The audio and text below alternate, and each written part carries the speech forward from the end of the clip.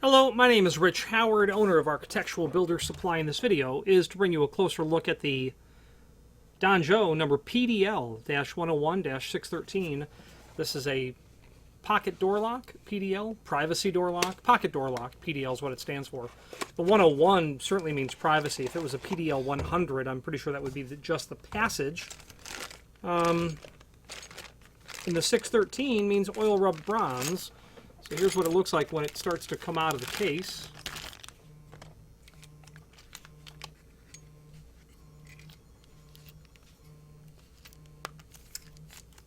Strike plate, screws, installation instructions. First, a visual tour of this item. This is a pocket door lock. Privacy function. That would be, of course, the interior. You've got a thumb turn. You've got your edge pull. Then you have your exterior. Now, when I rotate that thumb turn, it's going to force the hook to come out. That little slot, obviously, will allow emergency release, should that become necessary. The term pocket, a pocket door, has two very different meanings. The residential meaning is that the door slides into the pocket of a door, pocket door frames. Very typical, very common, well understood application of the door. When the door fits into some sort of preparation in a wall made specifically to accommodate the door, let's call it a pocket. There is the residential. We've got a little drawing here of a residential application. That'd be a pocket.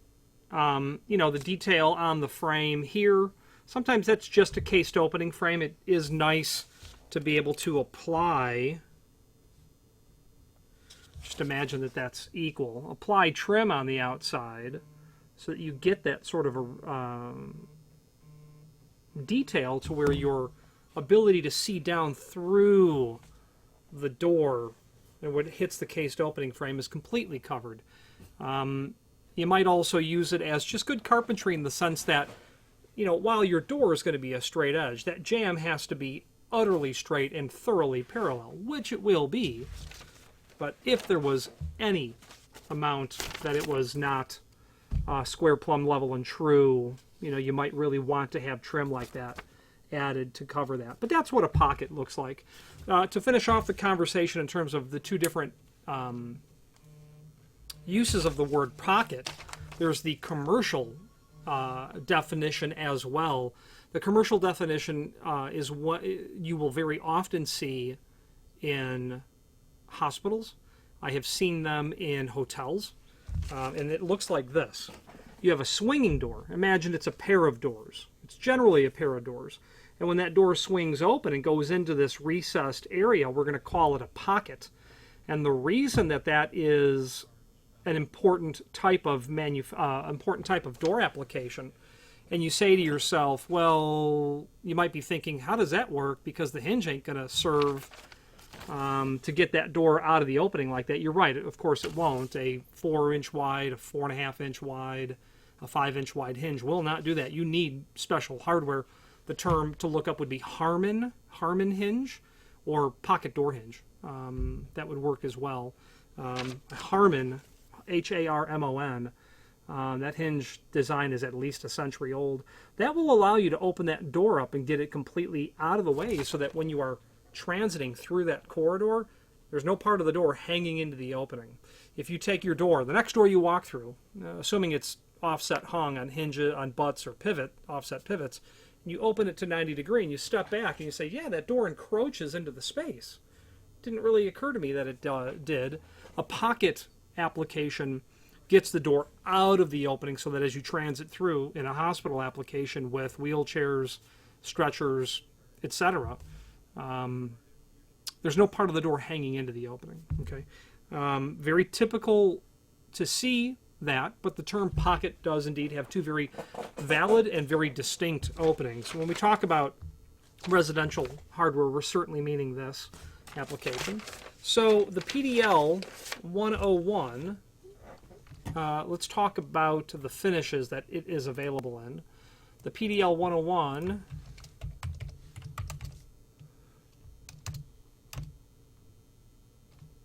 605 for polished brass, 609 for antique brass, 613 for oil rubbed bronze, 619 for satin nickel, 620 for antique nickel, 622 for black. Black is the new vogue color, probably will be for a while. 625 polished chrome, 626 satin chrome, and then a 605 by 625. That's a split finish. 605 is the first number, that means polished brass. 625 is the second number, that means polished chrome. The second number is always the interior. Polished brass on the outside, polished chrome on the inside.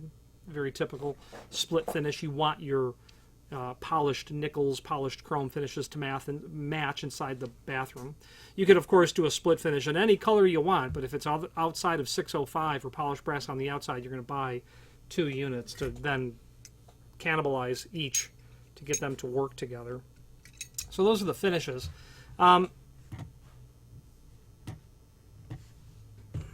Okay, so it's important to note that this lock will absolutely work on 1 3/8 or 1 3/4 thick doors.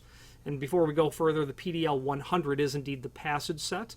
If you had a pocket door and it was just to a closet, no reason to put a privacy on there, just put a passage. It will be the same, it just is going to have it will not have the thumb turn and be a nice blank scalloped area here on both sides. Okay. Field reversible, yeah, indeed. You can install it on either hand of door that you would like. It's not going to be a problem. Left hand, right hand, you just flip it around. Okay. That edge pull, of course. Now, the reason that it works with 1 3/8 and 1 3/4 thick doors is that there's a pin right here that these 2 yokes ride through. That one that I'm moving and this one that I'm moving. That pin that's back there, that my fingernail's touching, that's for 1 3/8. That's how it's going to be arranged when it comes to you. There is a longer pin that's buried inside of there, along with longer screws as well, which you'll need just when you stretch that body out. These plates on the outside will telescope, so to speak, over the inner structure, and as you loosen this screw and this screw, that will come open and come apart, revealing that. So if you were to need to modify it for 1 3/4, remove that screw, remove both of the screws, get to that inner area there, drive that pin out and set the new pin in, and it'll become quite clear and obvious how that needs to happen and work. There is a link. Let's cover the documents down below this video, and then we'll move forward. First, there's a product catalog, and that will show you all of the accessory hardware from Donjo. If you were to search for PDL-101, you would get to the page where you will find the privacy set. We'll give you an idea of what the pocket door lock prep looks like, which is a nice view to see what sort of notch that you require in the edge of the door. And prepping for these is that easy. How you'll ultimately go about actually modifying the door, of course, will be up to you. I would opt to not use a circular saw. Hammer and chisel, I wouldn't want either of those to be used. A router would be really great. You would not even have to radius the corners if you're using a router. If you had a template, a plunge router, you'd be able to clamp that template down and just make good, easy, fast, clean, professional work of your preparation. So I would recommend doing that completely, using a router and a template. If you were prepping lots of these, I would absolutely take the time to make a template. You can get as exotic with that template as the application will permit, meaning you'll take a piece of 1x poplar, whatever deep. I'd probably make it a 1x12, and obviously have a piece that's nice and flat. I would sand both faces of it once I was done. I would make my notch prep so that my bearing, my collet I should say, will give me the net finished size that I require. I would make that preparation appropriate, so all I had to do was flush it to the edge of the door and clamp it down. I might even get more exotic and run that template so that it was really long and rectangular so that I could flush it to the bottom of the door and the outside of the door clamp it all down. That way I don't even have to measure anything. So if my distance from the bottom of the door was always consistent, and it would be for 6.8, 7.0, 8.0 doors, assuming you had the same net door height, same undercut, same track and hangers, pocket door frame, all that was consistent all the time, you could run that template long and then really make it quick and fast, easy work of it. So that would be something to consider. The rest of the product catalog will go through other accessory hardware, and nothing really else to mention there other than the fact that it is available as a passage, as we said earlier. Now, continuing on with the video here, the next will be the template. Let's look at the template for this item. And that will, give us some dimensional properties of the unit itself. Doesn't tell us what to prep the door for. That should be in the installation instructions. 2 3/4 tall, that makes sense. 2.5 inch wide, 1 3/8. Okay. Again, you'll loosen those screws and you'll get that to snug down over your door thickness. And we talked about how to modify the door should you have the need to accommodate an 1 3/4 thick door, which is not unheard of by all means. If you're doing a hotel, the doors are probably going to be 1 3/4. Overall height of the strike, 2 1/4 inch. Overall width of that strike, 1 inch. Very thin piece of material, maybe 35 thousandths or so. Quite thin. They say it's 50 thousandths. Let's take a look at that. That may actually matter to you. My caliper is telling me 0.041. 0.041 thick. Okay, now the next link is to a document that is called Installation Instructions, and those will be the document that's included here. I know that they're the same. So they do give you that height and that depth on the notch to manufacture. Interestingly enough, locks that are called unit locks, they're still manufactured today. A unit lock is a pre-assembled, fully ready to go grade 1 lock set that's available in knob trim, obviously lever trim, that fits into a very similar notch with very little, if any at all, additional prep. And unit locks were all the rage in the 1940s and 50s, and well before that. In fact, unit locks were actually very common types of construction for high-end entry doors in commercial offices, residential applications.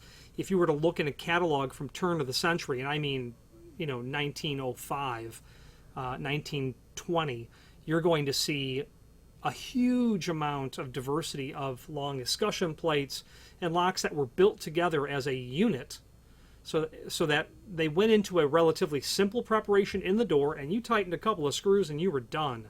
And the advantage of those locks back then certainly would have been the robust nature of the lock and the fact that your carpenter, your installer, has very little work to do once the door is prepped.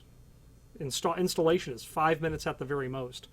Very durable, incredibly heavy duty. Those locks are easily found online that would date back to 100 years old, and you can buy unit locks today that will give you the same caliber of duty rating, most certainly. The point being is they fit into a notch like this hardware does. Steps 1, 2, and 3 really tell us everything that we need to know about the preparation.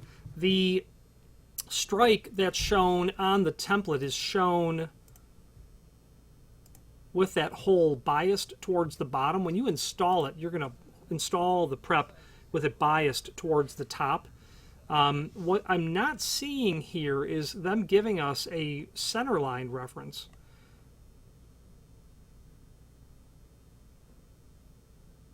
At all. Okay, well, that's not going to be difficult to determine, but you do have to determine it. Now, why is that hole, or that rectangular hole, biased towards the top? Well, when we study how this hook works, it approaches from the top of the opening and then comes down. So you need to have that reliefed area to allow the hook to work so that it will lock in this type of position.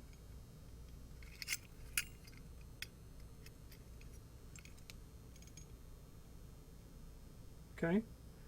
But when you rotate it back,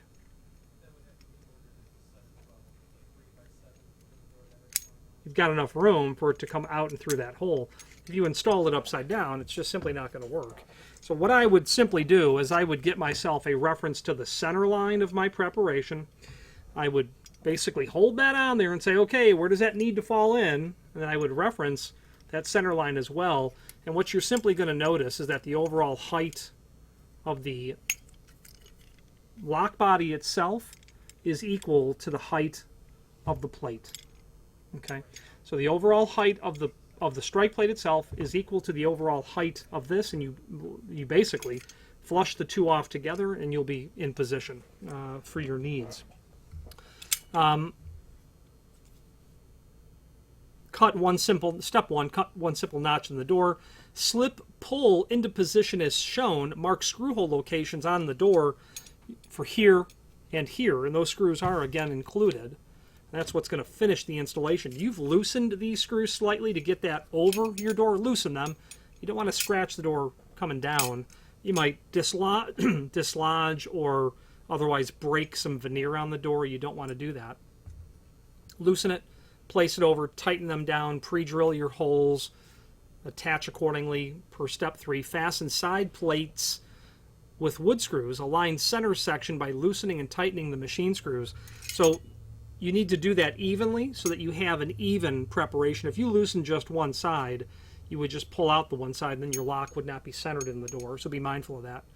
Installation of strike plate for locking set only, so your PDL 101s only. If you've got a PDL 100, you're done. Mark and mortise strike on jamb to correspond to lock position on door. We discussed that. Drill a 5/16 diameter hole, 1/2 inch deep. They show an auger bit there. Wonder what year this is from. Probably from the 80s would be my guess. Step 3, screw strike plate into position using the number 6 by 5/8 large flathead wood screws, no problem. And then it shows you how to go about modifying it for 1 3/4. When it is desirable to reverse outside plates on lock assembly, first remove machine screw on each side, change plates from side to side, making sure that fork arm engages rocker pin. Okay, fine. They're talking about you being able to take these and literally flip them over, which you very likely will want to do because you're going to need that to fall down. This would be appropriate for a left-hand door. This would be appropriate for a right-hand door. But you very likely are going to need to depend. I suppose there's a 50-50 chance you're going to need to reverse that. Loosen these two screws. The plates will come over. Place them on the other side and tighten again, and make sure your pin goes through the hole in those yokes that are there. If you're changing the pin, then you'll do that at that time as well. Simple and straightforward.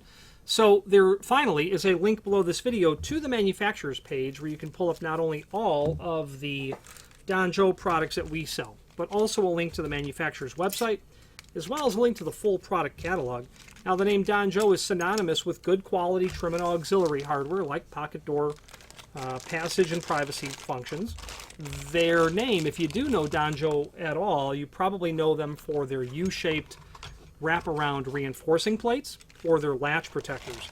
And that link below this video to the manufacturer's page will indeed allow you to review not only the full line catalog, but also the individual subsections of the catalog, so that you're not, if you're looking for just latch guards, go to that section only. Otherwise, you're flipping through 100+ pages to get to it. By and large, a company that I enjoy doing business with. They generally have material in stock. They generally are nimble. When you call there and ask for technical support, it's generally the person who answers the phone that can help you. In the rare occasion that they make an error, they generally resolve it without too much hassle, almost always.